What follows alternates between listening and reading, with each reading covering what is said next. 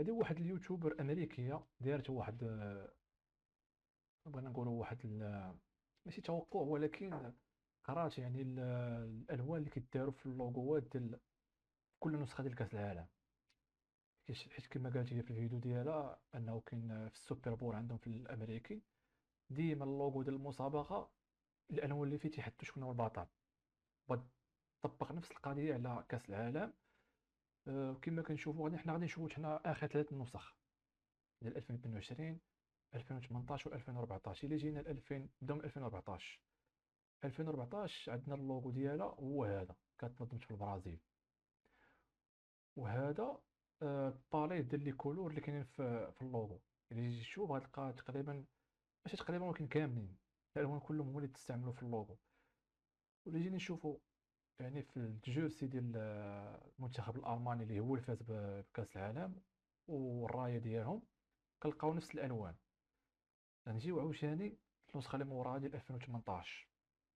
2018 ها هو الشكل ديال لاكوب، وهذا الالوان اللي مستعملين فيه. 2018 شكون اللي دا كاس العالم؟ فرنسا. اذا الالوان كاملين اللي هنا عندنا الاحمر الابيض والازرق كاينين في اللوغو ديال في العالم ديال فرنسا. وباقي الالوان غتلقاهم في التونيات، يعني غتمشيو تشوفوا التونيات ديال المنتخب الفرنسي تلقاو هذوك الالوان هما نفسهم. غنجيو ل 2022. 2022 صراحه كاين جوج الوان اللي بانوا لنا في اللوغو ديال مونديال قطر، اللي هما الابيض والاحمر مغلوق. دونك هذه هي الباليت اللي قالك تستعملهاش، انا ما متفقش معاها، لانه ما كاينش الالوان كاملين.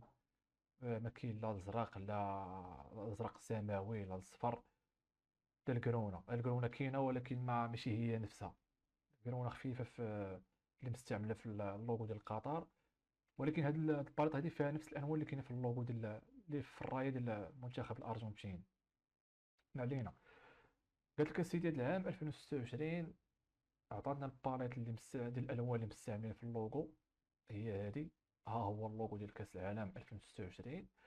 وقالت لك السيدي بانه الالوان نفسها كاينه في القميص ديال المنتخب المغربي. اي يا سيدي، قالت لك المغرب هو اللي غيدي كاس العالم.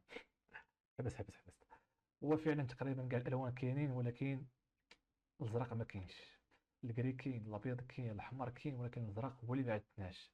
شكون المنتخب اللي الراي ديالها فيها الازرق؟ ايه، المنتخب البرتغالي.